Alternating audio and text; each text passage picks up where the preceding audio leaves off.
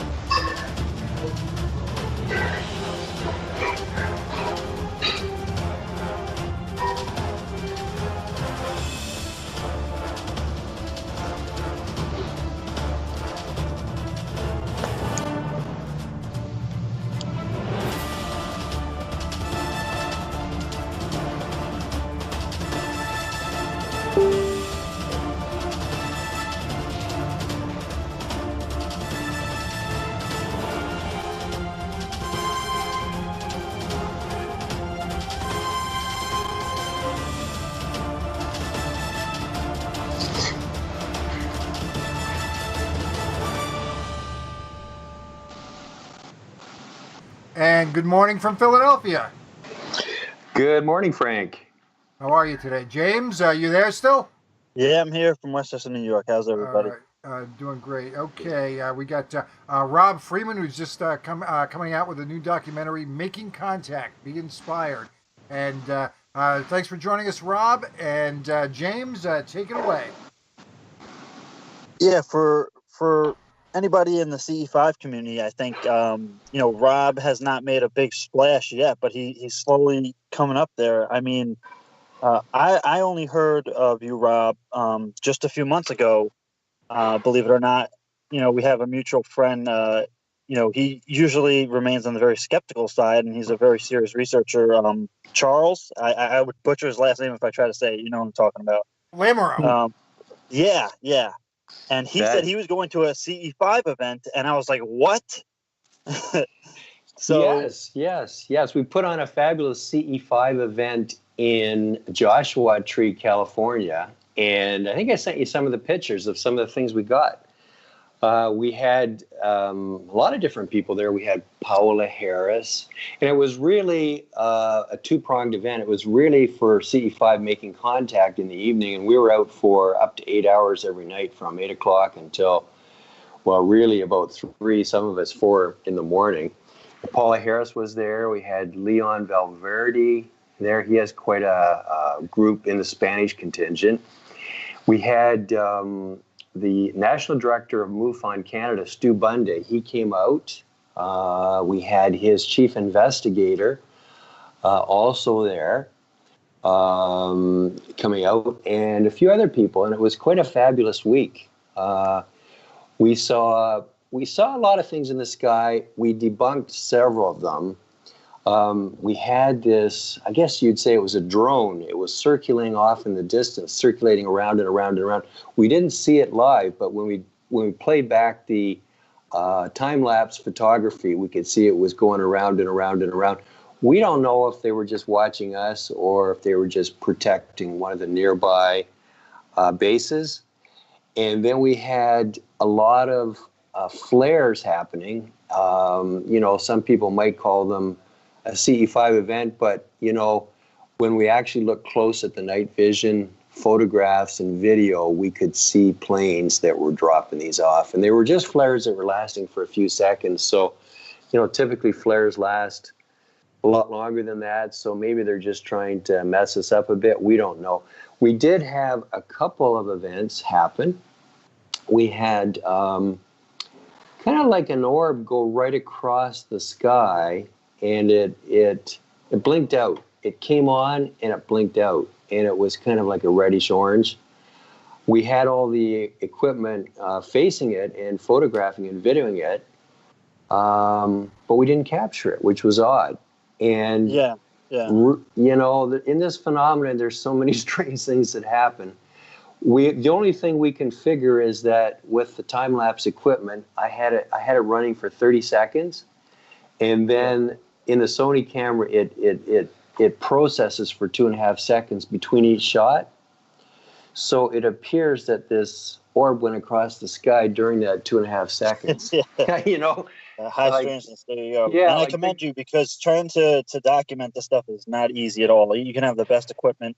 I mean, look at even with NIDS trying to do work on the Skinwalker Ranch, even if that's ET and other phenomenon as well. But that when you're talking about high strangeness, it's not easy to document.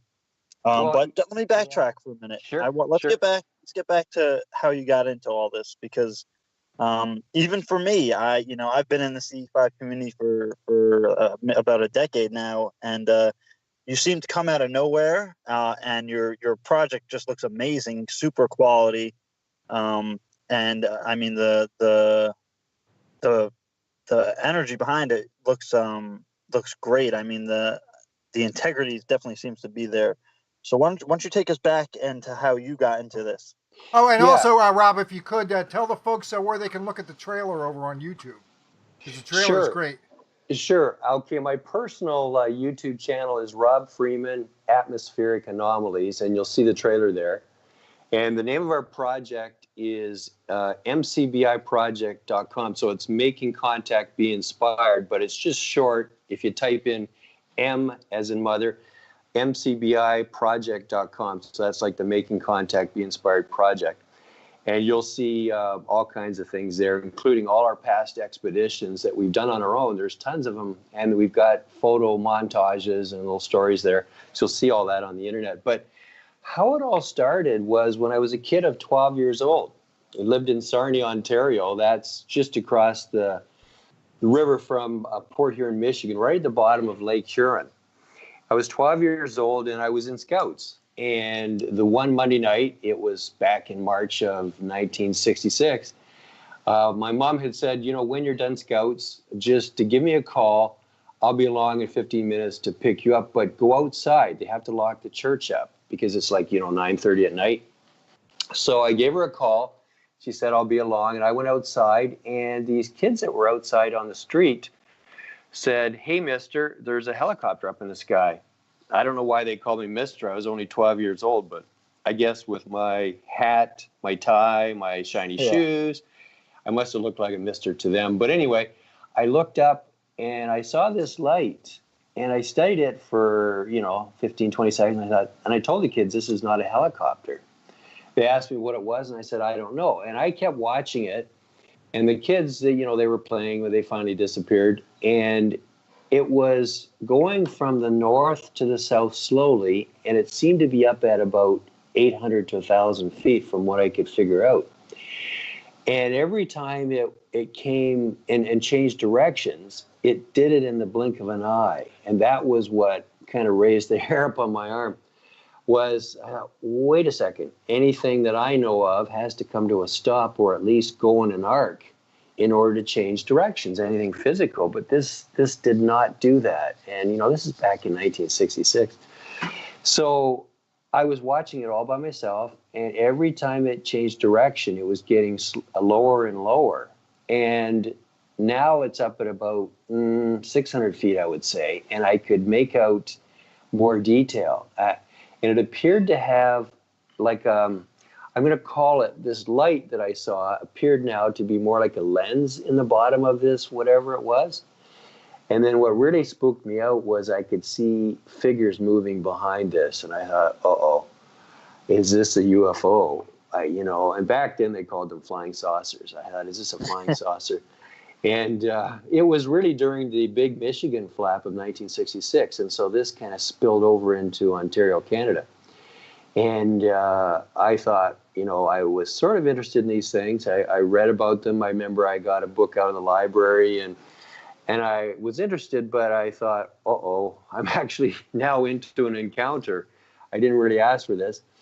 And it appeared to me, I felt like I was being stalked, that it was watching me. And I could feel the hair go up on my arm more, and I was getting kind of nervous, and I'm kind of praying and hoping my mom will get there pretty soon. And just then she showed up. And now my scaredness turned into excitement. And I said, hey, Mom, you got to get out of the car and see this UFO. And she said, oh, don't be silly, Rob. You got homework to do. Let's go home. And I said, no, get out of the car. And so I'm kind of fighting with her here for about 30 seconds. And finally, I got her to get out of the car. And we both looked up in the sky, and it was gone. And I thought, great, now I'm a liar. Now I'm this guy that's made up this whole story. So we were kind of pretty quiet on the way home because I knew she was thinking that I just imagined this whole thing.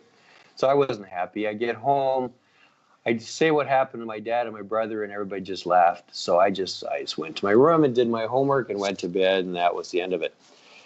But the next day after school, when I walked in the door, my mom was all excited. And she opened up the newspaper and she says, Rob, look, it's all in the paper what you saw last night. And I thought, there is a God after all. And I was validated, and it was all over the front page of the newspaper. Oh, wow. And it got into detail about how on the second page, it got into detail about how the Selfridge Air Force Base in Michigan, and Selfridge, Michigan, right across the river and just down maybe, 10, 15 miles down the river, they had sent up 2 jets, fighters, after this thing, and it just took off at a high rate of speed and left them in the dust.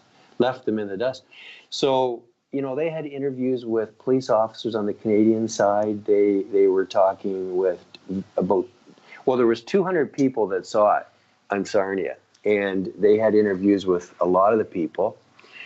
So, for me, that was a validation. And as a result of that newspaper article, I've never been afraid to talk about things. A lot of people are kind of nervous they'll get made fun of or laughed at, but because it was in the newspaper, I was validated, and I became the school celebrity about the guy that had seen this. And so my friend who lived right across the street said, Rob, I'd love to see one of these. How could we see one? So I just kind of, on the spot, I said, I don't know, maybe if we go on the roof of my house, we'll see some. So the next clear night, we climbed up the antenna. It was one of those triangle things that you can climb up with your hands and feet. We had a 1-floor home with more of not a very steep roof. So we went up there with our blankets, pillows, binoculars, walkie-talkies, compass, tape recorder, everything, notes, pen, paper, the whole 9 yards. And it's kind of a much cheaper version of what I have today. And we were up there about 30 minutes, and, we talked about everything we wanted to talk about, and we were getting kind of bored and a little bit cold. And I said to him, John, I don't think we're going to, and the second I went to say, see anything, from the north, there was hundreds of these white lights that went across the sky all the way from the north to the south in about a second and a half. They seemed to be in the heavens, but it was like a flotilla that just went from one horizon to the other in a second and a half. And we're just looking at each other, and it's like, holy cow, did you see that? And we could hardly talk. And we're saying, what was it? What is it? And we didn't know. And then 30 seconds later, this whole flotilla went from the south back to the north, once again in a second or a second and a half. So we were pretty excited about what we just saw. We climbed down and we went across to his place where my folks were with his folks having coffee.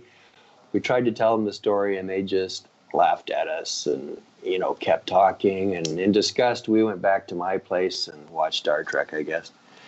So, that was that. And I always wondered all during my life, was that something government, or was that truly something extraterrestrial?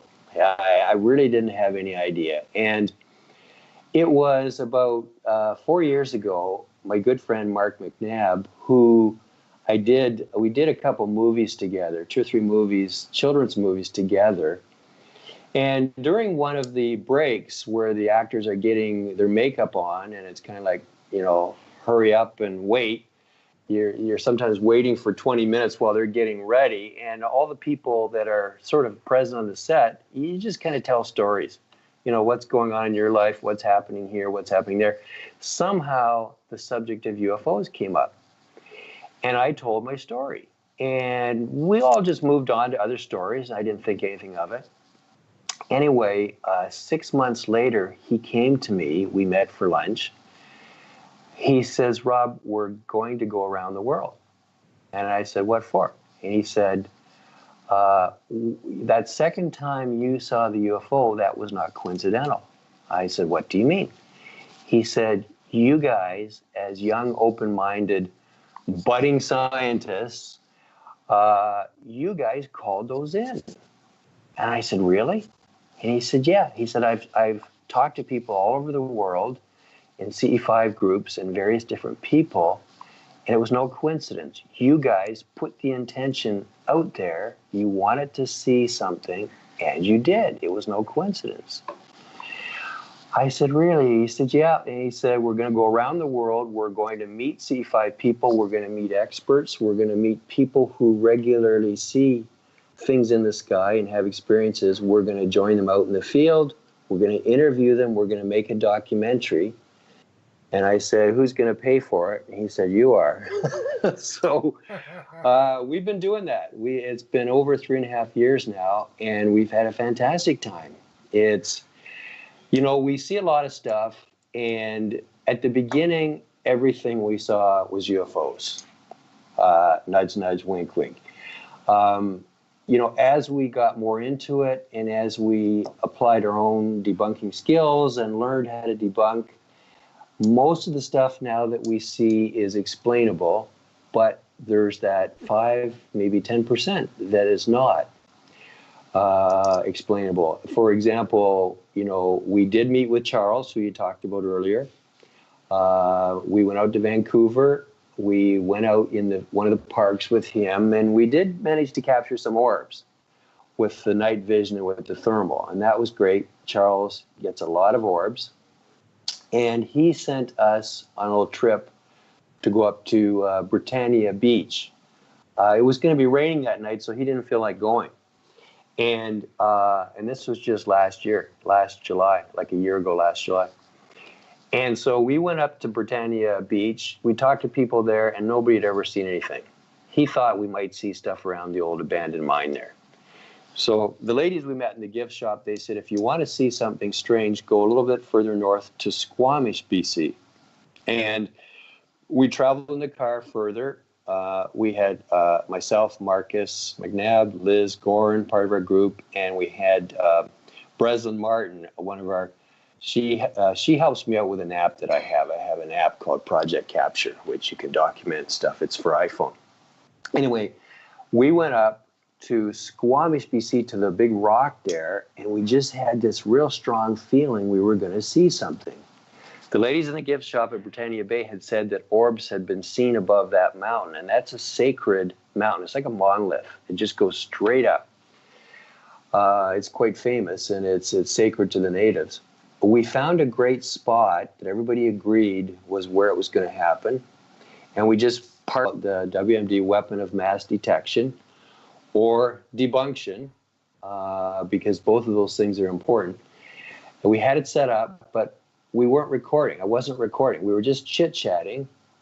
And then Breslin looks over and she said, what's that? And I looked, and there was this very bright light that was just moving along over the mountain.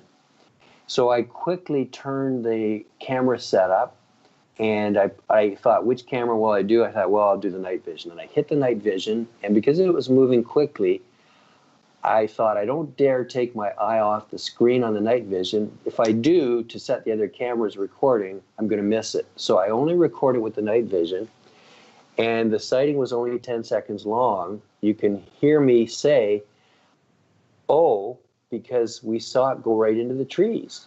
And I thought, oh my goodness, this is not an airplane. This is not the ISS. This is truly something different. So the video has gone viral. We reported it to the newspaper there locally.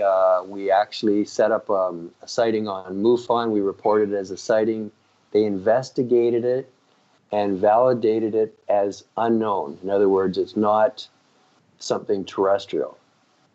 And I think it was projected to be something like 6 feet in diameter.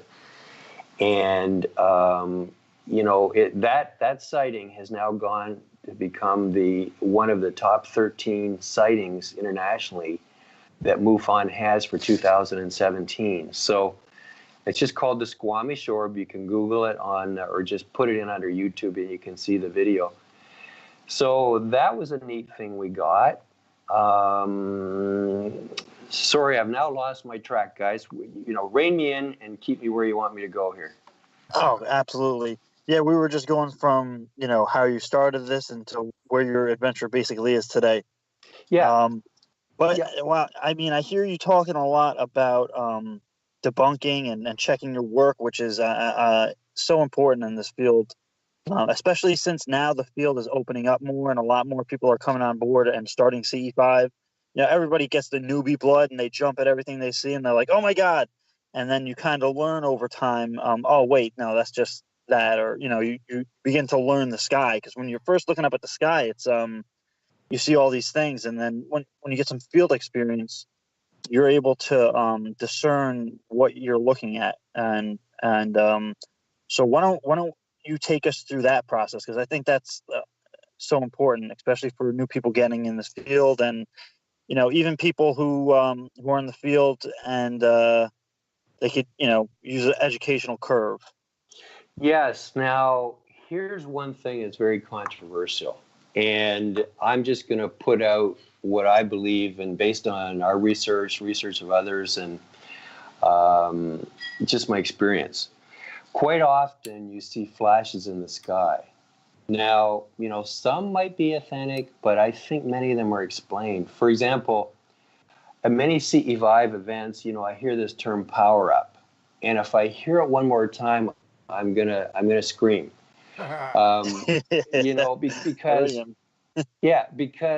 well, yeah, there's the Iridium satellites, but if you go to some of these apps, you can see hundreds and hundreds and hundreds of what they call rocket bodies that are up there, and they're rotating around. Just what app are you talking about? Just so viewers know. Let me see if I can take a look here. I got all the apps here, but the one in particular is called Skyview for iPhone. I don't know if it's available in Android, but it's called Skyview. It kind of has the Big Dipper for an icon, and it's just showing the land in a tree, and it's kind of purplish with black. I think it's an Apple exclusive, but still, yeah. It's called Skyview, and on that it shows rocket bodies that are moving, and you can look anywhere in the sky and you see them. So here's what happens. So once the sun goes down... Rob, just jumping in real quick. Rocket body, you talking about satellites now, or what do you mean here? Rocket bodies. These are rockets that have launched the satellites that are still up there. Space junk. Okay, and there's thousands of them. And here's the thing, is they're turning. Okay? Satellites generally don't turn. Satellites are set up so that they send their signal with their antenna down to Earth, and they're fixed. They can be moving around the sky in a straight orbit, or they can be geostationary where they're fixed. They're higher up and they're moving at the same rate that the Earth is turning. So they're fixed. Okay, and they're not turning around. You do have the satellites that are in lower Earth orbit, which are traveling. And those can actually hit a point where they are reflecting the sun, maybe with their solar panel. They generally have the big solar, exactly, the solar panel. Yeah, and so they will kind of light up, and they can light up in a bit of they'll kind of come on with a light, and then they'll slowly go off, and you can see them going across the sky. That's typically what that is. Not exclusively. I also believe with this phenomenon, they hide in plain sight, the phenomenon, and you get them copying satellites. You get them, they can copy just about anything, but once again, 95% of what we see up there can be explained. You guys and me, we're interested in that 5%, but we got to debunk out the other 90%. We can't get excited about every little light that flashes up in the sky. But what happens is the satellites will, even though the sun has set on the ground, as you go higher and higher, the sun comes back into view, so that where the satellites are, it can be still in the sun for several hours after sunset. So if a satellite is going across and its reflective surface, whether it's the solar panels, happens to reflect the sunlight back at the right angle, you're going to see it light up. Okay? So that's one thing to be cognizant of. The other is these rocket bodies and this space junk. And that's very common. And what will happen is you'll see something flash in the sky. Everybody gets excited, including many of the CE5 groups, and they call it a power-up.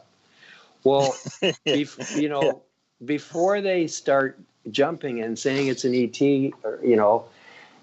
measure the time. like start your iPhone or your Android and do a time lapse thing and hit start and measure the time now to the next flash. Yeah, if it's on a pattern.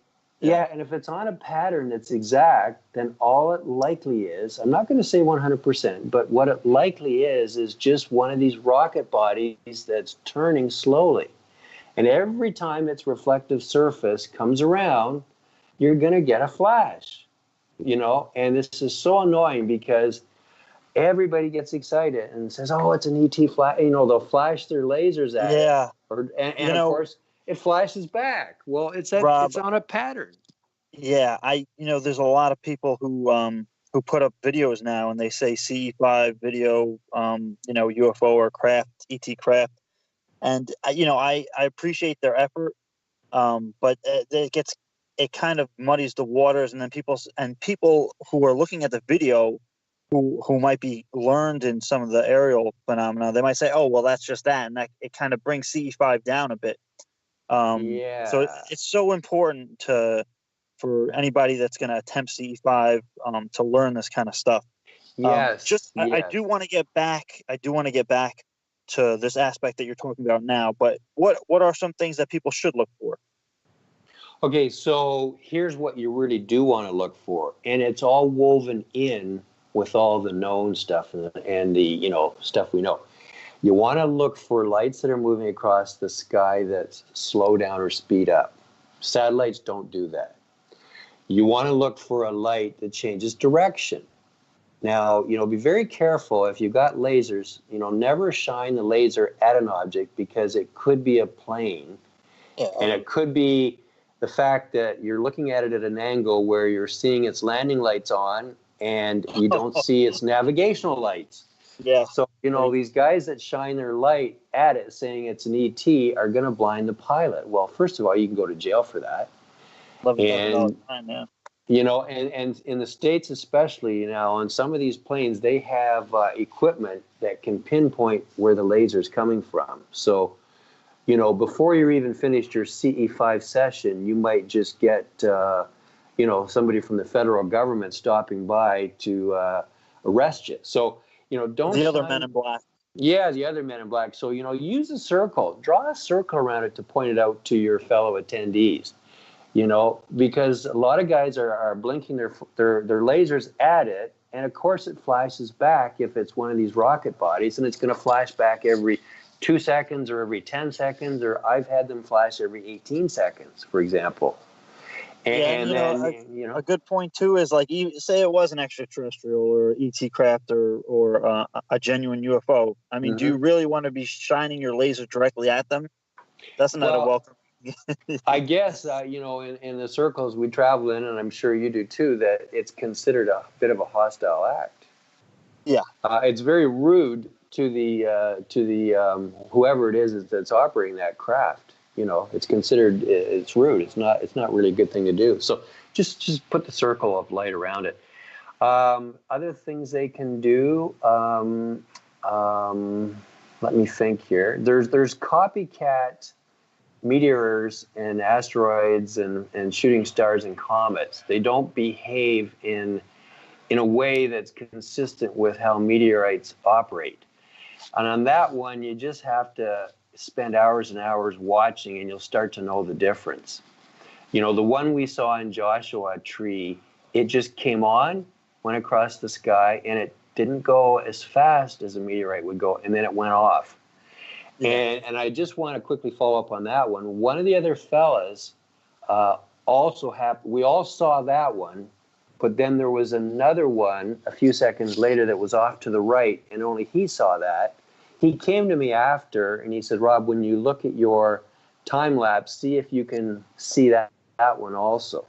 So we went to the exact time, and I played the time lapse back. That one was not captured either. The only thing we can surmise is that also it happened to in quotes, happened to show up during that 2.5 second time period between the 30-second shots. And it's like, now, come on, that's too coincidental to be coincidental. Yeah. Maybe it can happen once, but twice in the same session, I don't think so. Yeah. So, after a while, I think, people shouldn't give up. Like, okay, everybody gets excited about seeing lights in the sky. Maybe that keeps them motivated for the first while. Yeah, for sure. But I think what'll happen is over time, you get bored of seeing the same stuff over and over and over again, which you realize is explained. But when you really, really spend the time and doing the CE5 protocols, and you can do them formally, or you can, really just set the intention. Personally, I don't think it matters. I really don't. And I might get into a fight with people by saying that, but it was my intention that brought them in when I was a kid, and it's still our intention that's doing it today. Yeah, and for a note for people listening, the CE5 protocols, it's like a for dummies guideline. It's a fail safe. If you practice the protocols, it's a great guideline. You're gonna eventually get good at it and kind of go on your own version of it. There's no set thing. But if you have no idea what to do and you want like a structured way to learn it, it'll help for sure. Yeah, absolutely. And I would recommend people to do it. We do it from time to time, and we get with different groups. We do it as well with them. There is absolutely nothing wrong with it. I think it's a great way to get started, and it's a good thing to do at any time for sure. But I can cite an example here also. When we were in Peru, we had met the famous Sixto Paz Wells. He let us. Yep. He let us interview him at his home, and he said he generally doesn't do that. And we asked him why he did, and he said he had received information that we were coming before we even contacted him, and that he felt that it was important that we were doing documentary, and that he would allow us to interview him in his backyard in the privacy of his own property. So he told us many things that can happen. We experienced many of those things in Peru. One of the things we had happen was we were on a mountainside near ruins of the steppe farming that the Incas do and so on. And we weren't far from a museum where all the relics were.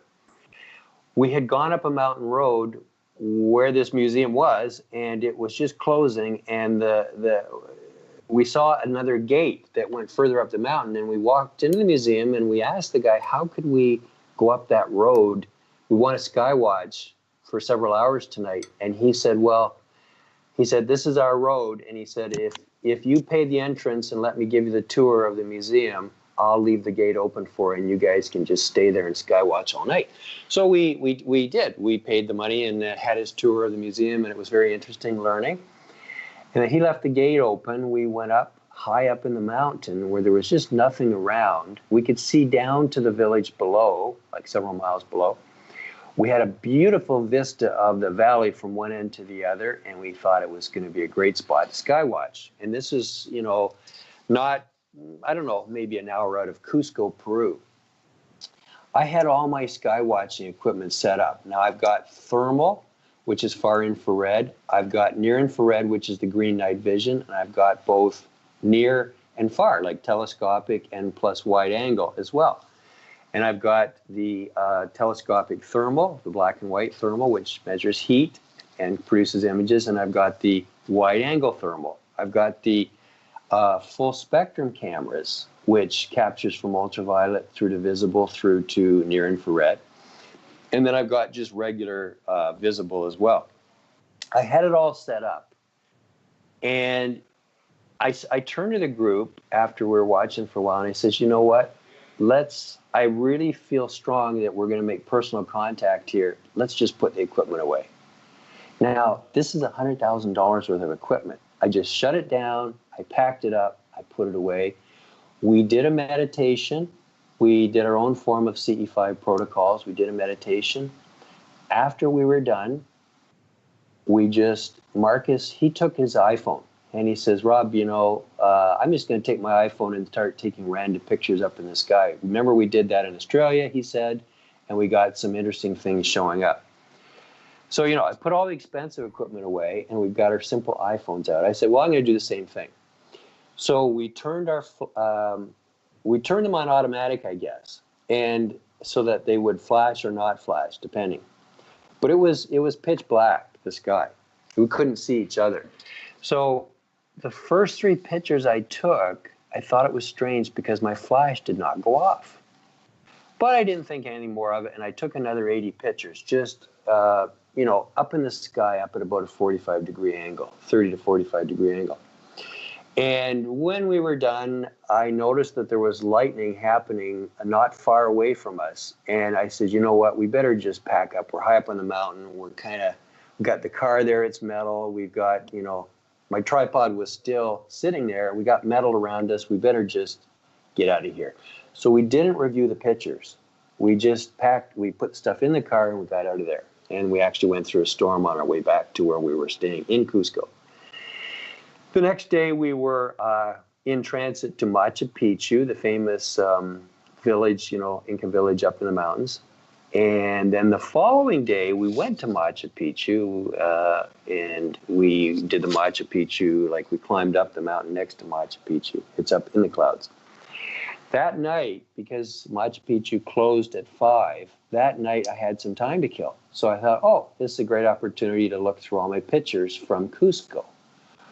Well, the very second picture I looked at is that picture that I sent you, James. It's kind of a purplish blue craft with a huge amount of detail on it. And I thought, oh my God, what is this? And I immediately sent it by text to Marcus and Liz, and they're like, Rob, WTF, right? And I said, yeah, I know. And they said, what is it? I said, I don't know, but it was the second photo. And when I put it on my computer and blew it up, and I right-clicked to get the information, it said that the flash was it's disabled. In other words, there was enough light present that the flash didn't go off. And I thought, that's why in the first 3 pictures my flash didn't go off. Now, why didn't we see it? Well, it was quite bright in the picture on my iPhone, but if you look, it's kind of a purplish blue color. And for those that don't know, they don't use expensive optical filters in the iPhones and in these smartphone cameras. Basically, they use a cheap filter, and it does not get all the IR, like infrared light and ultraviolet light. It doesn't screen it all out.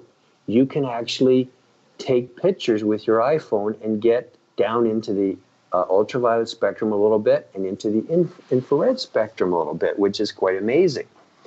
If anybody wants to test this, and especially with your front-face camera, just take your TV remote and press any one of the buttons and shine that LED into your camera, and you'll see it light up. And then also press the buttons and look at the remote, the LED with your eye, and you will not see it light up. So that's how you can prove that you can see infrared with your cameras. So the only thing I can surmise is this was in the ultraviolet spectrum. That's why we didn't see it with our eyes. But it's a very detailed picture. If you want to use that as one of the thumbnails for this, you're welcome to do that. Rob, I think I might have it up now. I'm not 100% sure. Right now what I've got up is a picture. It looks like the sun's sort of setting in the background. You're looking up a hill, and you can see it looks like some camera gear silhouetted, and then there's a tree, and it looks like it's all lit up. Is that that's the pic? not the one. No, okay. This photo is only of that craft. I know I sent it to you early in our conversation on Messenger. I can send it to you right now again if you'd like. Yeah. Let's do that. Let's see if we can get that up. So we take a look at it. I'm not sure. I've got a few pictures here that I'm scrolling through, but yeah, let me send that to you right now. I'm on the group. Message right now. Okay. And I'm just pulling up favorites, and I will just find it real quickly for you. Here it is, and I'll send it. Okay. It's that one right there. It's now sent. Okay, got it. Hang on a sec. Okay, that's the one. That's the one right there. Yep. This one. Okay, got it. All right. Hang on a sec. I will save that. And why don't you continue, and then I'll jump back in and let you know when. Yeah. So we did not see that in live. That was one that I randomly got, but it was the very second picture, and it was after having a strong feeling we were going to make contact, Now, we estimate that that's a blow up. The original picture, I will send you that one as well. Okay. That is an original picture, but it's a blow up, okay? The actual photo, we feel that that craft or whatever it is was probably about 300 feet away from us. And here is the actual original one. I'm just sending it through the group message. All And right. of course, okay, there it goes. It's just sending now. We feel it's about 300 feet away, but I didn't see it till 2 days later. And only because the iPhone caught it, and we didn't see it with our eyes. But also, okay. I've got the pick up now. I've got the picture Yep. up. That one picture up now. Let me get the second one. Okay. Sorry about that. Yeah, that's no problem. I would encourage people, this opens up a huge field for people if they're doing CE5. This is really important. Almost nobody does this. We discovered this in Australia. The group down there encouraged us to take pictures around the group with and without flashes, up in the air with and without flashes, but they encourage you to take 2 or even 3 of every position so you can use as a control picture. For example, point your iPhone up, make sure your flash is off, and take 3 pictures in a row, at least 2, and then move it to another spot, take 2, and do not move your camera when you're taking the photo. Move it to the position, keep it still, and take 2 photos. And if I could make another recommendation, because the iPhone is very bad at focusing in the dark, it won't focus in the dark. Before you take your pictures, aim, for example, if I was up on that hill again, mine happened to focus, okay, but a lot of times it won't. What I would do now is I would move the camera point it down the valley to the street lights way down in the town below, press and hold the screen until it locks the focus and exposure, and then leave it locked, and now start taking your pictures so that you'll have your iPhone or your Android focused on infinity, and whatever you get will be in focus now. Okay, so I would really encourage people to do that when they practice CE5, and especially if they see a flash up in the sky. I'll get into what we had happen in Joshua Tree around this in a minute. But, that's where you're going to see some really neat things happen, because your phone will pick up in infrared and it will pick up in ultraviolet. And I swear that these, ET craft are quite often, cloaked. They're not seen in visible light. They're only seen in ultraviolet or infrared. But my phone picked it up, and that's 100% real. It's authentic. I've Googled that picture using Google image search, and there's not a single picture on the face of this earth that matches that. I've done 5 image search engines and put that image in every one of them, and it comes back no results found. So that image, and we use that for our logo too, by the way. Part of one of our logos, we use that image, different version of it. But it's something that CE5ers can do, especially when if somebody's very sensitive in the group and senses the presence of something around them, whether it's ET beings or other. And by the way, people should always say it with their mouth that they want to connect with beings of a higher benevolent nature. We have never connected with beings of a lower nature, but, some people say they exist. I don't want anything to do with it if there is. It's kind of like, the bigger cities, where the bad areas are, and you should just stay away from those areas. I don't know if there's ET beings of a lesser, lower, malevolent nature. People say there are. I don't want to connect with those, and I encourage other people not to try to connect with those. Try to connect with a higher being. So just state it when you're doing a CE5 protocol that you believe and that you only want to connect with higher beings. I just mentioned that also. Yeah. But so using this camera technique, if people feel that there's something around them, or if somebody maybe sees something in the sky, get the cameras out and just go nuts.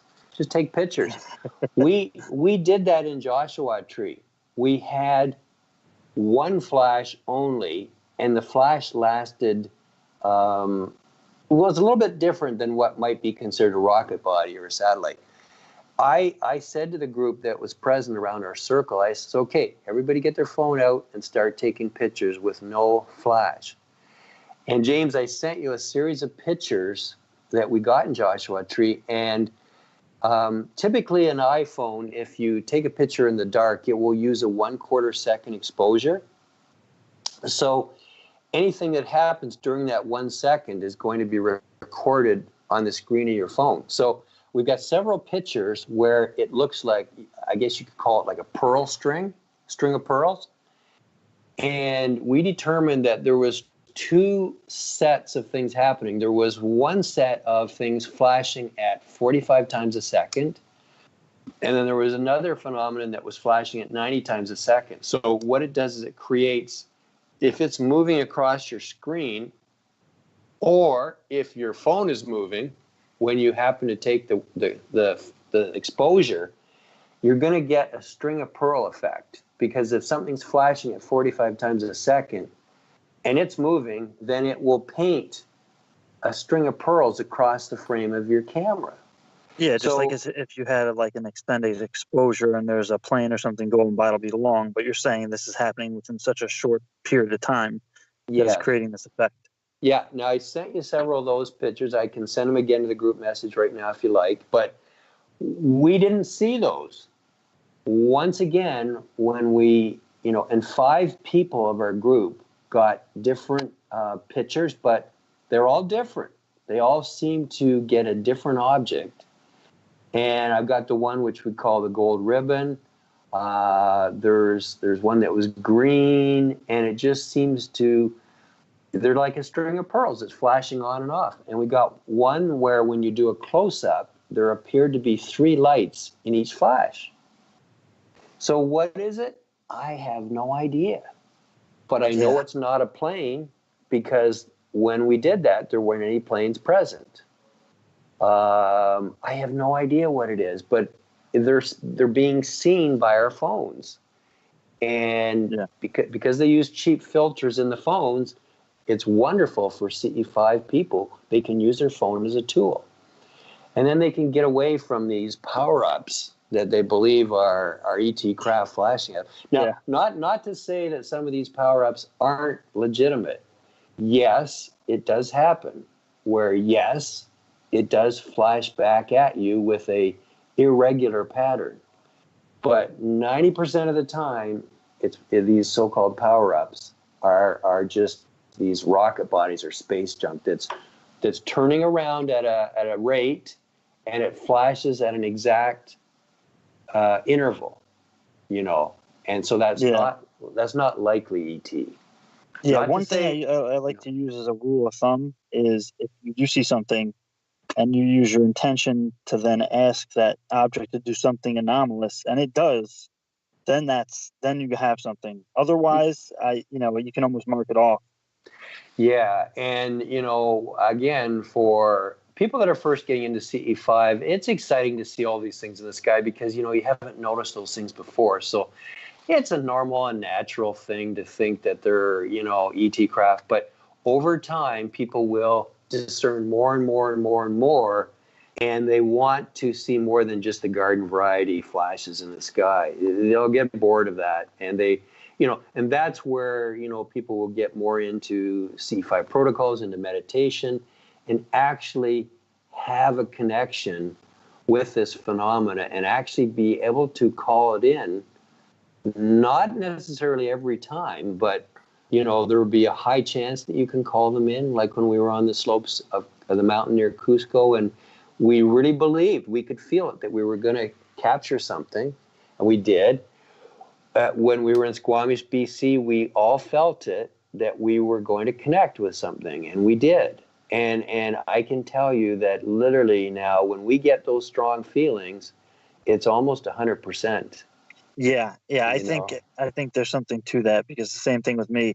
If I'm starting and I know I kind of feel like I don't have a strong feeling for tonight, it usually is not an eventful night, but I'll go into it on another night and I'm like, this is I feel it already before I even start my meditation.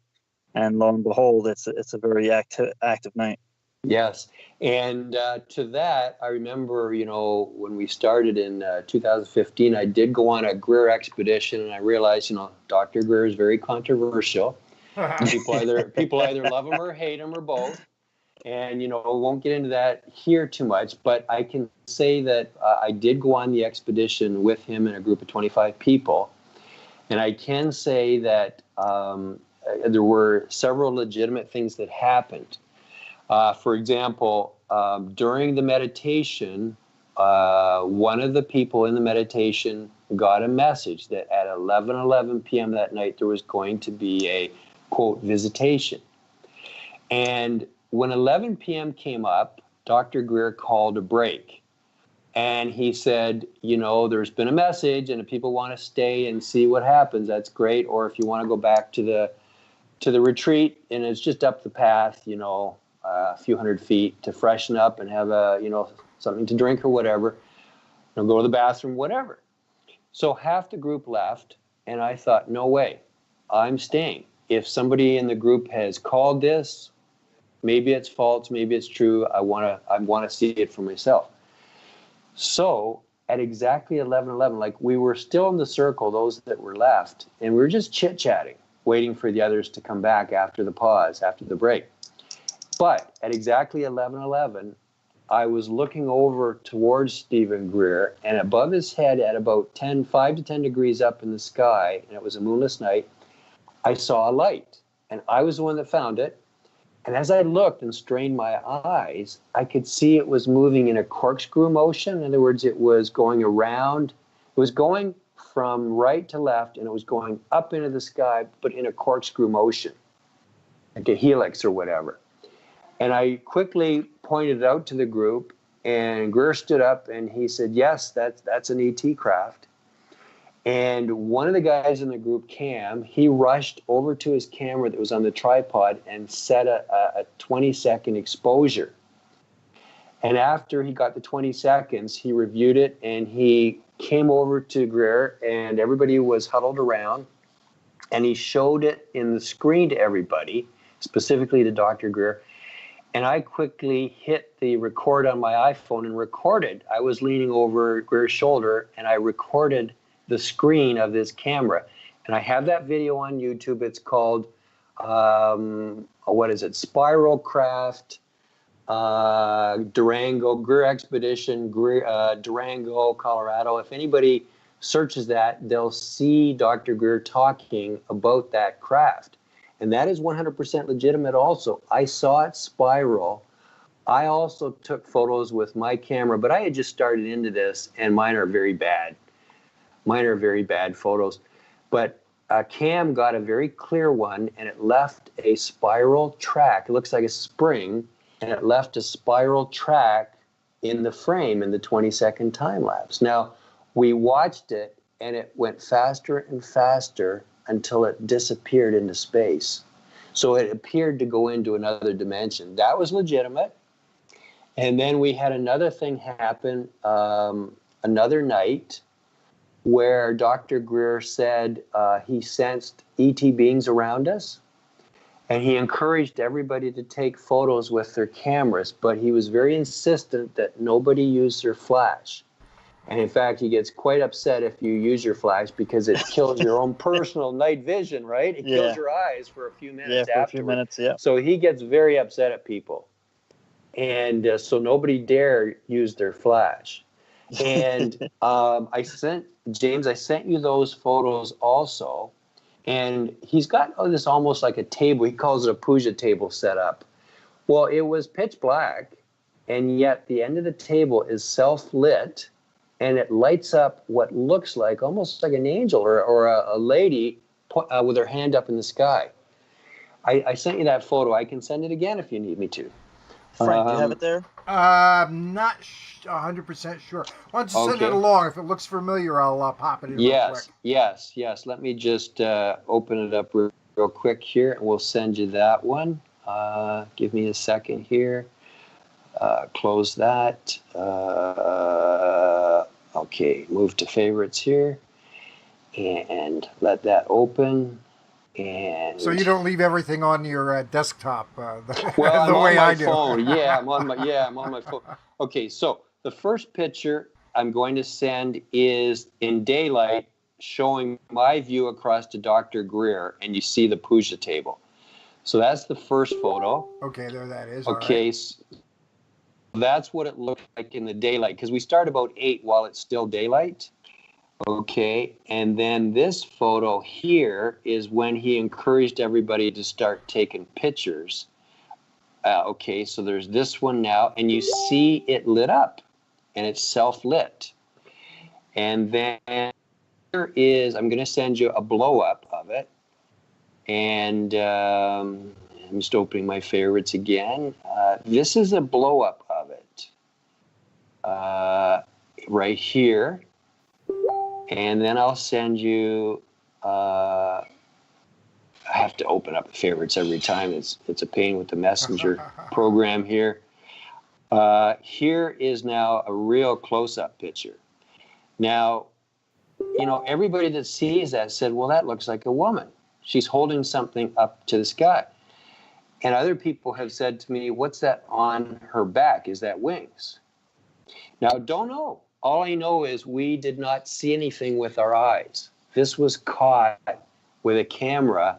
And once again, even regular cameras, depending on the make and model, use really good visible-only pass filters, or they're not so good, and they pass a little bit of ultraviolet or infrared. It depends on the camera. Some are better than others, but for sure iPhones are really, really bad for allowing more than visible light to pass through, but being really bad is really good for CE5. Okay, now I'm going to send you another picture, and this is when you lighten up the picture, and you'll be able to see that, in fact, this... I need to find it here.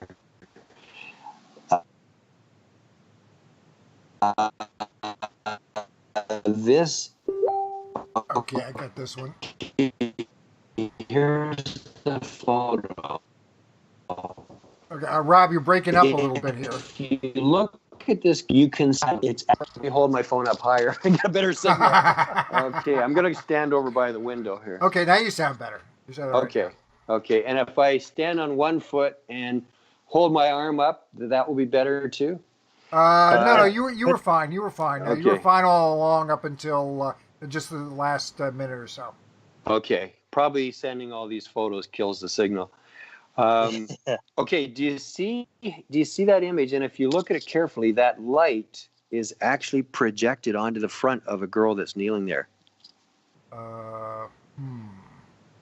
That's the very last photo I said. Just tap on it and blow it up a little bit, and you'll actually see the girl's head and her shoulder.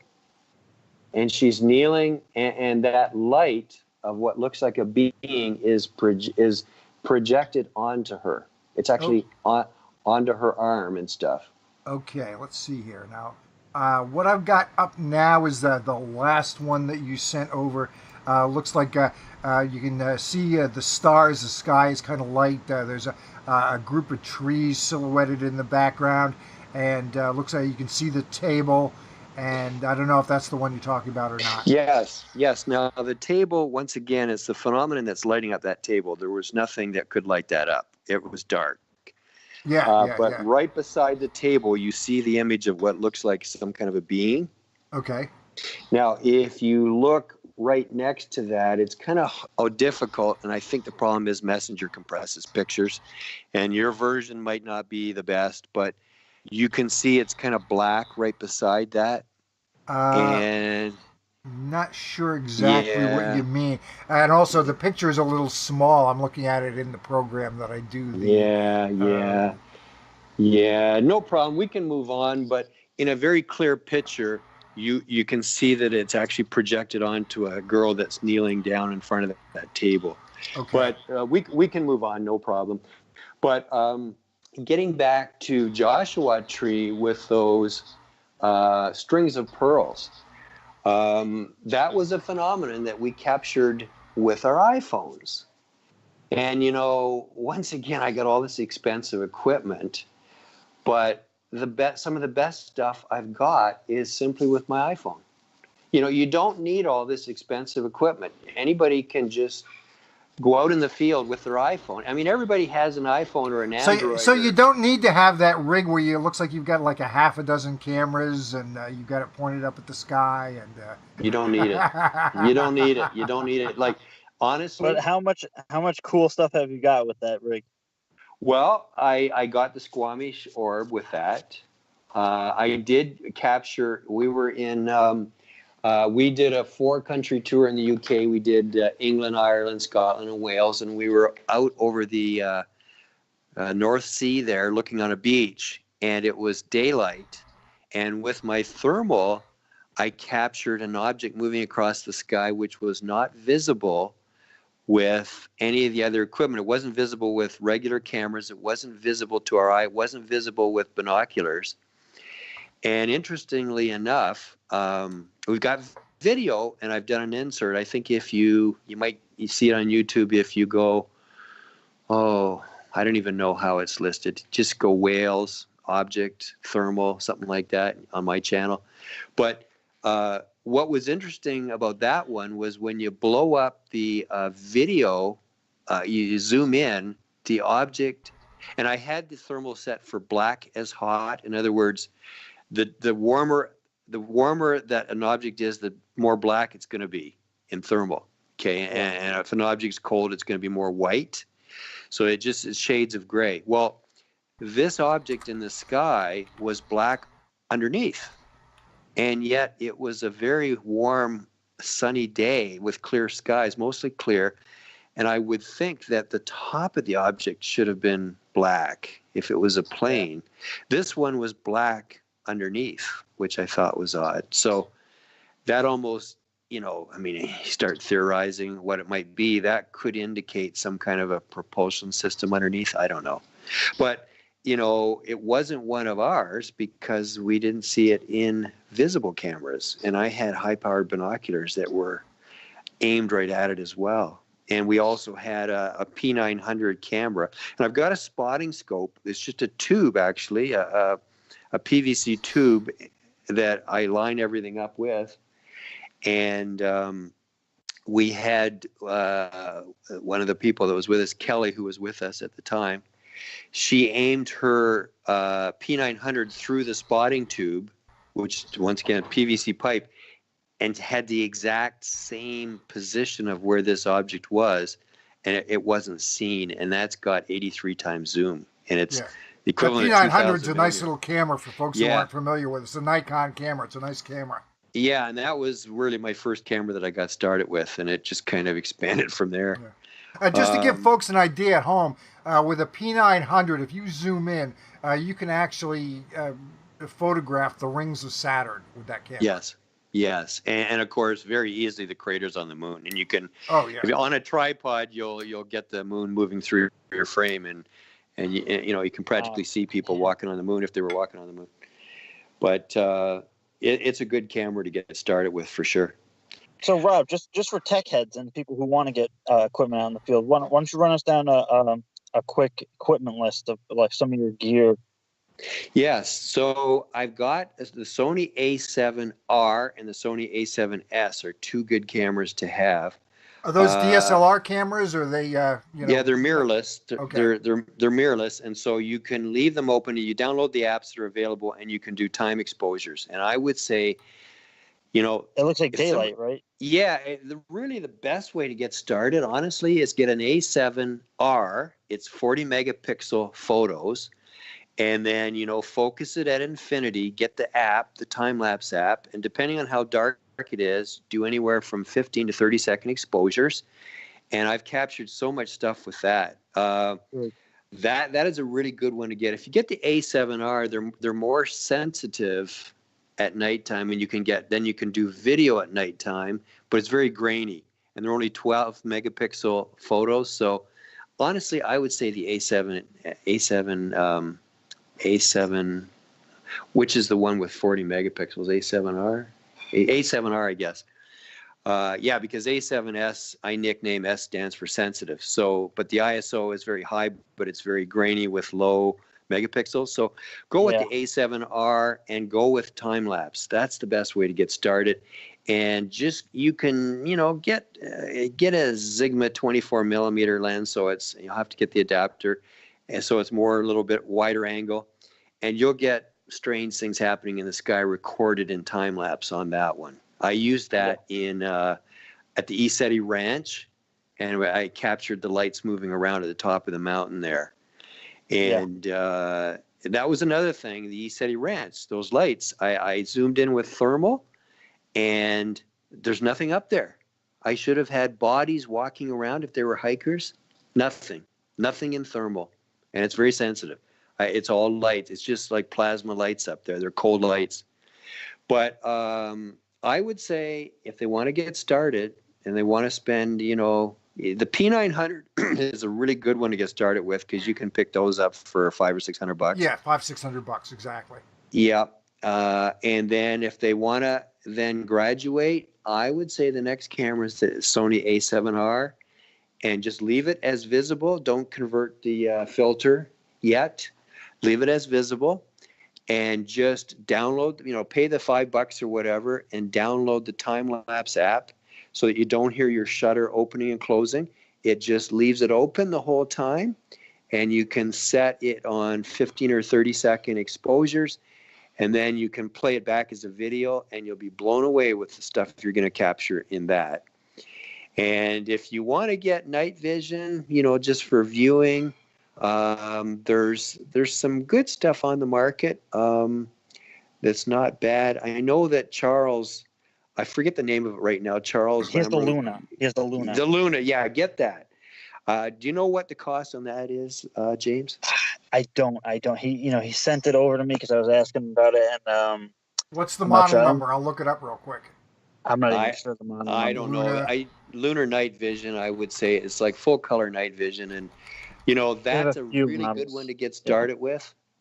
So that's what I would recommend. I've got a lot of... I think he said the new one records too, right? Yes, you can put the micro SD card in, and it'll record. Yeah, perfect. And what about the night vision that you have? You have a Gen 3. Yeah, you're going to spend several $1,000s for that. Yeah, that's $3,000 at least. Yeah, that's not necessary to get started. It really isn't. Yeah, no, but just for to put everything out there. Yeah, in Canada here, it's Gen 3. I don't believe you can have, but this one is one hair under Gen 3. Yeah, it's a Gen 3. And yeah, it's right next to it. You can't tell the difference actually, and it's available from General Canadian Starlight Incorporated, GSCI, I think it's called, in Richmond Hill, Canada, and those can be exported anywhere in the world. You can buy those, and they're virtually Gen 3. Just to jump in, I would recommend that you don't try to play too cheap on the tripod too. Get a decent tripod. Yeah, especially with this expensive gear here, you don't want to. You don't want a cheapo tripod and have it fall over and break. Well, in fact, that's what happened with me. Is I had a $600 tripod, but as the equipment got heavier and heavier, it actually broke the tripod, because it's I think it's close to 50 pounds or 60 pounds that's sitting on top there. Wow. So I had to go out and buy a really good tripod that could carry the weight of this stuff, and I put all this stuff in my luggage, like it goes in my carry-on. Basically, my rule of thumb is anything over $1,000 goes in carry-on. Everything else goes underneath. And we travel around the world with this stuff. We go around the world with this stuff, but you don't need it. You really don't need it. I would say you can capture 80%. It's kind of the 80-20 rule. You can capture 80% of the phenomenon with just very inexpensive stuff. It's really just getting into that other 20% or even less with the high-tech gear. You don't need it. Just do your meditation, do your CE5, and you bring them in, and you're going to see it with your eyes. You can capture them with your iPhones. And the stuff you can't see with your eyes, you can capture with your iPhone, or your P900 or your Sony A7R. You really don't have to spend a huge amount of money. Yeah. Now, your documentary that's coming out. What can we expect to see in the documentary? Yes, so it basically is chronicling the journey from when we first got going 3.5 years ago till now, and it's ongoing. There's going to be follow-ups with it. It's called Making Contact, Be Inspired. We're screening it, like I say, in Laughlin at Paul Harris's Starworks Symposium in November. And shortly after that, depends on the distributor whether they want to do it on streaming or DVD or like Netflix or wherever, iTunes. But it won't be long after that. Within probably a month or two after that, it'll be available for the public. And it basically it just chronicles us. We interview just average people and the experts as well. It's funny because you're getting ordinary people seeing extraordinary things. It seems the more ordinary the people are, the more extraordinary stuff they see, because they open their mind up and they make these connections to whatever it is out there. And Rob, just to jump in, there's nothing ordinary about you. I've done a little bit of looking at your background. There's nothing ordinary about you. You're quite a guy from what I'm reading up on you, in your personal life and your professional background. But one thing I'm kind of curious about, you spoke a little bit about your evolution from being a witness as a preteen to getting into all this.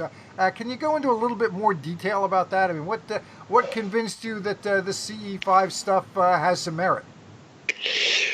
Well, like I say, I had no idea that second group that we got as a kid, that we called them in. But once I learned that, basically 4 years ago, we've really gone down the road of practicing that. I've meditated all my life, actually. I've gotten involved with meditation, and I've really cranked that up of late. And I just know that if you get yourself quiet, and whether it doesn't matter who you are, you just get yourself quiet. You can do very simple mantras. You don't even have to do mantras. Just get yourself quiet, turn the noise down, relax yourself, and believe that you can make contact, and you will. I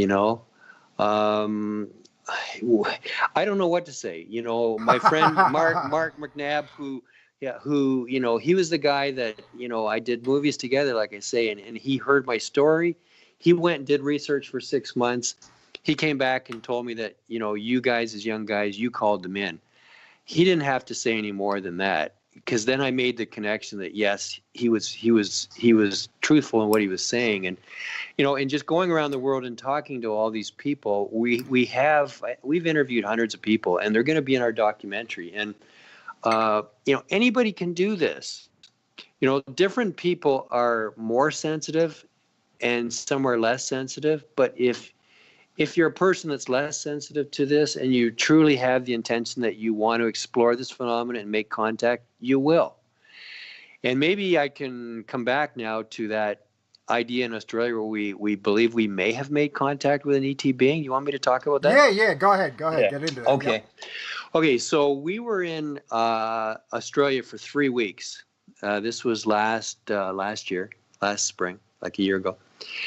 And we had gone to see the Ayers Rock, Uluru. That's that big rock in the middle of Australia. And there's lots of stories around that. There's lots of story of ET craft that have been seen going right into the rock and then shooting up right above it. We've talked to many people that had experiences with that. But we wanted to try to see something and document it. And we had with us one of the CE5 experiencers, Lauren Firth. She traveled around with us. And the one night when we were at the resort or retreat there, not far from Ayers Rock, I said, how about we go out and spend all night out with the equipment and just see what we can see. So her and I went out. We drove out, and it's all desert. There's a little bit of scrub, small little bushes and trees, but it's virtually desert, and roads run straight for miles and miles and miles. And we we drove about 30 minutes from the resort. We found a little area where we could actually drive out into the desert a little bit, like 300 feet away from the road. We wanted it to be a little bit inconspicuous because we were going to be there all night. So we were about 300 feet off the road. It's all hard pack, sort of gravelly sand, so, and it's scrub and bush, so no big deal. We were parked there, and we had been, you know, seeing satellites go across the sky and stuff, nothing special. And we had the equipment set up, and about, I don't know, 1 o'clock in the morning, maybe later, a car also drove into the area where we were, about 50 feet away from us. And I thought that was odd, because our car could not be seen from the road. We had things kind of hidden away. And of all the places, this car drove into the same area where we were. And there's hundreds of miles of nothing. Like, why this? But whatever. So we saw the light on inside his car, and you know, he was messing around, and then he got out of his car, and I said to Lauren, I'm going to go over and talk to him. And she didn't want me to. She was afraid. And she says, what if he comes over and steals your equipment or whatever, you know, or does something bad? And I said, okay. I put my laser, I've got a high-powered laser, I stuck it in my back pocket. And I thought that would be my weapon. Now, if he pulled a gun or a knife on us, we're snookered. But I thought, well, if I get attacked, he's getting it right in the eye. I would never hurt anybody, but if somebody aggressively attacks me, they're going to get it. And all bets are off, sort of thing. So I walked over, and she came with me, and I started talking to this guy. He was a tall and a good-looking guy. He was maybe 6'5", and you know, things started to not jive. For example, he said that he had just driven 18 hours from the northern part of Australia. He worked in a mine and was going home for the weekend. And I thought, well, somebody who had just driven 18 hours, especially if it's a guy, should have a bit of a beard growth, and he didn't have that. And he said he had just come from his work. But honestly, he looked like he had just gotten his clothes from the laundry, like pressed. They were all still pressed and clean. He looked like he had just bought them. And then when I asked him what he was doing there, he said he was going to go sky watching. He seemed to be mirroring things that we were doing. And when he was talking, everything seemed to be rehearsed. It didn't seem natural. And he's got the local accent, though, right? Yes. Okay. But not exactly the same. And it was just strange in talking with him that he didn't seem to be. The more I asked him questions, I seemed to know more about Australia than he did. And it just didn't seem to jive. And we have never actually made contact prior to this with ETs. I mean, we do want to, but we hadn't. I've read stories where supposedly there's ETs living on Earth. Now, I don't say I believe it or not. I'm just repeating what I've read. And yet some of these ETs looked like us. And I've heard stories where they show up at picnics and they're wearing a suit. It's kind of like they're out of place. It's kind of like they've read up on what humans do and they try to copy and they don't quite get it right. So, it's almost like in the Second World War, the Americans hired German people who lived in the States for a long time to become spies, and they trained them on all the current culture in Germany.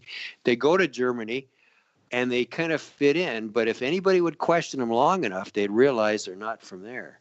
So that is how it felt with this guy. I asked him all these questions, and even where he was going, he couldn't quite tell me. Like, he had all these superficial answers, and he didn't even speak in a natural manner of speaking. Everything seemed to be rehearsed. And, the fact that he's coming sky watching in the same spot where we are. So, Lauren, she had told me, I hope the guy doesn't stay here. She was a little nervous. And anyway, the guy said to us, if you're not comfortable with me being here, I can go. Like, he kind of read her mind, not my mind. And I wanted to keep talking with him. So when he said, if you're not comfortable, I'll leave. I'll go somewhere else. Lauren said, that would be very kind of you. Thank you very much. And I thought, geez, why did she say that? I honestly started thinking, this guy is not from here. This guy might be an ET living on Earth. And so he left. And I said to Lauren afterwards, I says, this guy might be an ET. I said, it doesn't add up. All the different stuff. His clothes look like he just bought them, or they're freshly pressed. There's no beard growth. He's not answering the questions correctly. They're all rehearsed. He's a little bit mechanical. She said, yeah, you're right. So, but anyway, he was gone, and we continued our sky watching. And then about 5:30 in the morning, when it started to become light, we packed up the equipment and we went back all the way 30 minutes down the road to the retreat, to the resort. As we were turning in, Lauren said to me, did you see that car that just went by? And I said, no. She said, that's him. That's the guy that pulled into the spot where we were sky watching last night. And I said to her, I thought that he was going home. What's he doing around here? So I immediately pulled a U-turn and I said, let's go after him. Let's see if we can catch up to him. I thought, great, we can have a second chance to talk to him. Everything about this seems strange. So I turn the car around immediately and I go down the road and there's no car to be seen. And I was going very fast and, probably 150 kilometers an hour. There's no speed limit on these roads out in the rural area anyway. But we never caught up to him and we went right back to the area where we were. Now, if this guy had been traveling 18 hours going home, what would he be doing hanging around where we were? And how come I never saw the car go by? Lauren saw the car go by. I didn't. And how come we never caught up to him? We didn't see a car. I mean, I don't know. There's just too many things about this. Was he truly an ET that we made contact with? Maybe. Don't know. I'll never know. But everything seemed really strange about everything that happened around it.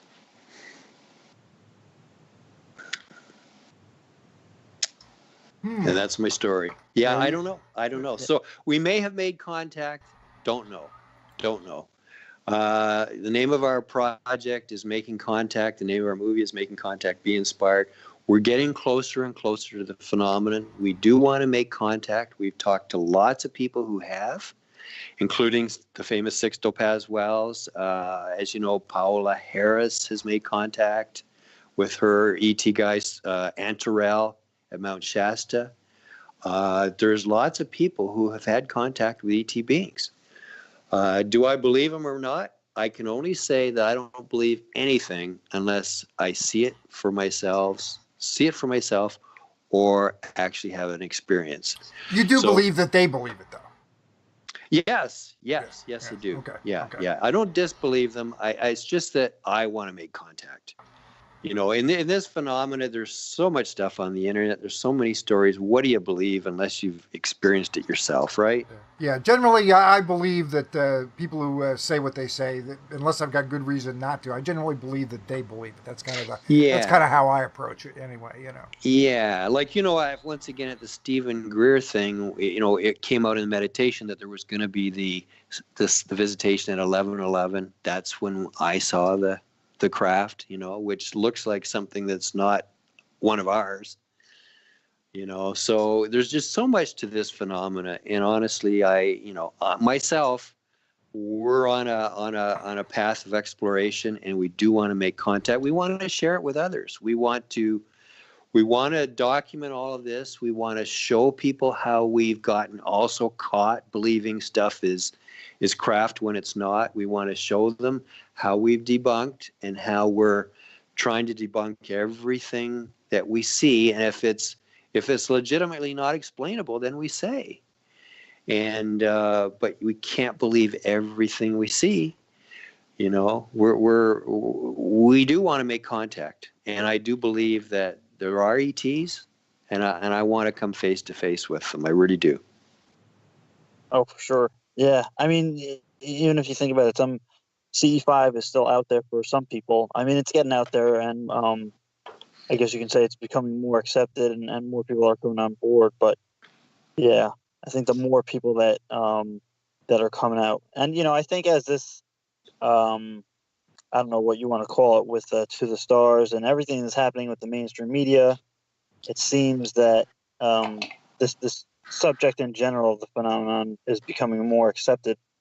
And I think that as that happens, and it is more in the collective consciousness and accepted, and more of an everyday thing, that we're going to see CE5s and contact become closer, more normal, and more widespread. Yeah, I agree with that 100%. And I strongly believe that, the phenomenon or the beings, the ETs behind all of this, they, for example, with my equipment, if they don't want me capturing it, I don't get it. It almost seems like if they want me to capture it, they will let me get it. And, they're the ones that are behind this disclosure. When they say and allow it to happen, it'll happen.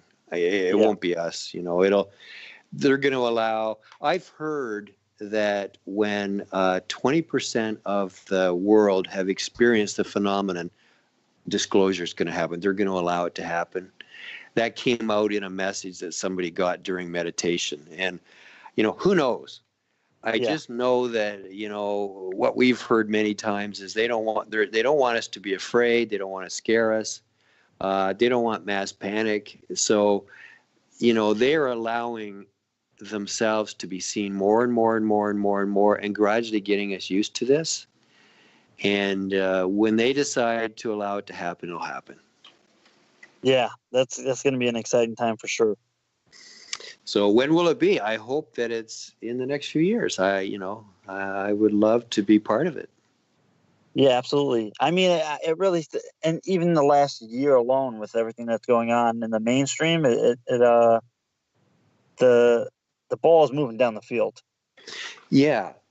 There's more and more things happening. There's more and more stuff being dumped into media, like the what was that? The Nimitz incident, the Tic Tac, and all those things. There's so much that's kind of being leaked into the public domain now, and I mean, if you ask just about anybody on the street, almost everybody will say, yeah, they believe that there's something out there and that we can't be alone in the universe.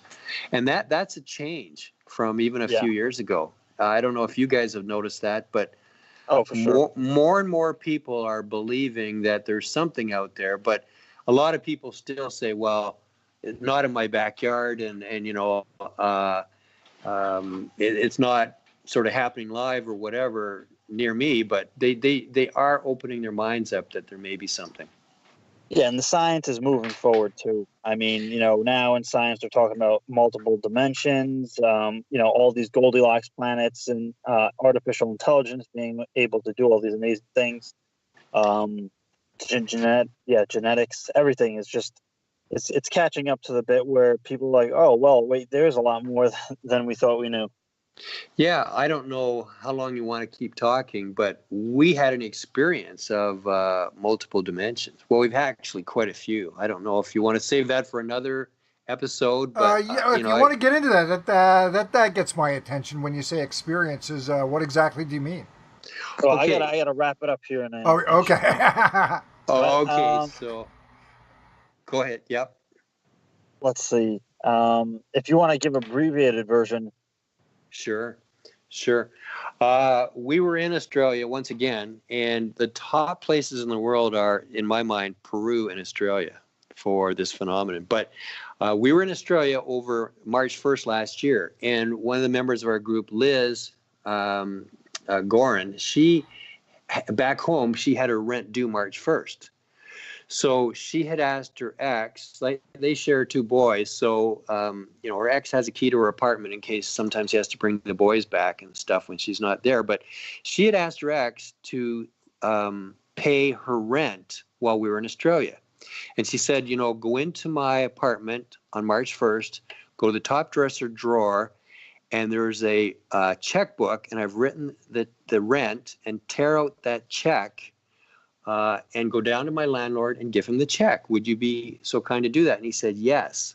So on March 1st, he did go into our apartment. We were in Australia. He tore out the check and took it down to the landlord. The landlord deposited in the Ukrainian Credit Union in Toronto, Ontario. And she watched while we were in Australia on her app and saw that the check went through and her rent was paid. However, and I've got physical proof that I can provide for you guys on this with pictures. When we got back from Australia, she had more bills to pay, obviously, as everybody does. She went to her dresser drawer to get the checkbook to write further checks. And lo and behold, what was still in the checkbook was that check.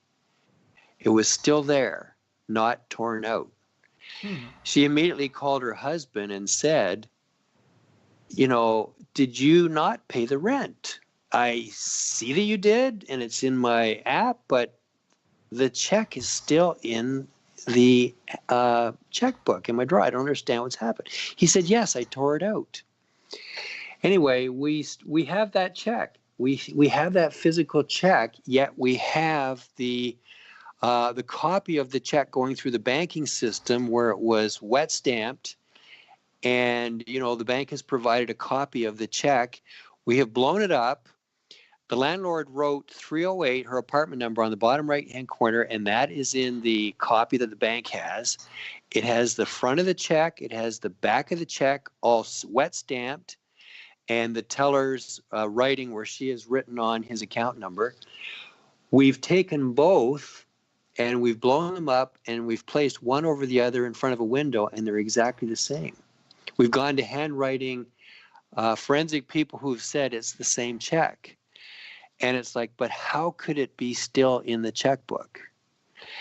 We don't know. We've done a lot of research, and it's impossible under normal physics that check could be in the checkbook. But it is. It's still there to this day.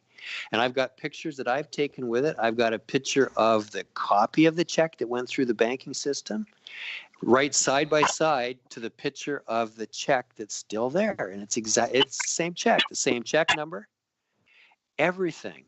It's unexplained.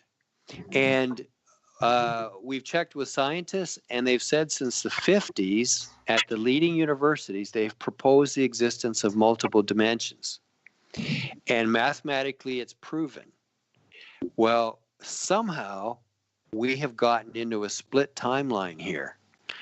And he absolutely tore the check out. He absolutely gave it to the landlord, who physically took it to the bank, physically presented it to the teller, who physically stamped it with her stamp and who wrote on it. And it was physically scanned before being destroyed. And the bank gave us a certified true copy of the check. Yet, when you look in the checkbook, it's the original check that was written. Every little inflection of her handwriting is exactly the same. The check number is the same. We even checked to see if she somehow multiple checkbooks with the same numbers in them, and if somehow she had written a duplicate check, and she hadn't. And we had the expert tell us that even if she did manage to get another checkbook with the same check numbers in them and had written a duplicate, there's no way it would be exactly the same. Nobody can write a second check exactly the same way, right to the exact minute detail. They can't do it. So there's a case of multiple dimensions. It's a case of split timelines. Now, if you research into the internet, you'll see there's many cases of this kind of stuff happening. We just happen to be lucky enough to experience it for ourselves. That sounds like the Hugh Everett multiple worlds kind of thing. Yeah, I don't know. Now, people say, like we've had people on blogs say, how come you guys get to experience this and we haven't? I don't know. I don't know. We didn't ask for it, but I can tell you that when you go down and you start exploring this whole phenomenon, more things start happening to you.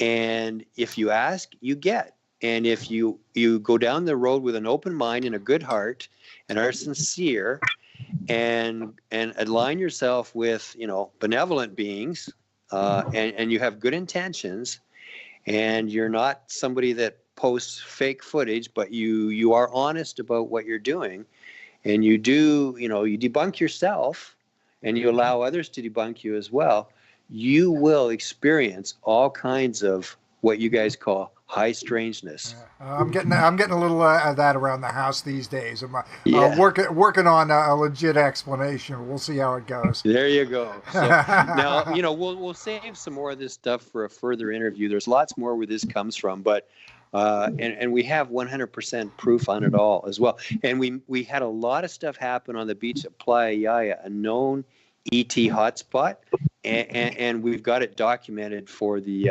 documentary as well. We got footage of it all. Now, folks, I guess the easiest way to find the trailer on YouTube is to just go to YouTube, do a search, Rob Freeman, easy enough name to spell, CE5. They'll see your channel. You've got like 125 videos up already. So you've got plenty of video, lots of stuff that people can take a look at. And then the movie, people will be able to watch the full film by the end of the year, early next year. What's your timeline for that? Yeah, I would say it'll be by the end of the year. They'll be able to find it. Just search Making Contact, Be Inspired. Fantastic. Okay, Rob, it was great having you on. Thanks for getting hold of Rob and turning him up for us there, James. Oh yeah, and Rob, thanks so much for everything you do, the work, the integrity. I'm really excited to see where this goes to. And thanks, James, and thanks, Frank. It was an absolute pleasure to be on. Thanks again. We'll wrap this up. I'll turn off the feed and join us again when we're ready to roll again on some future Sunday. Thanks a lot, folks. Bye bye now. Bye.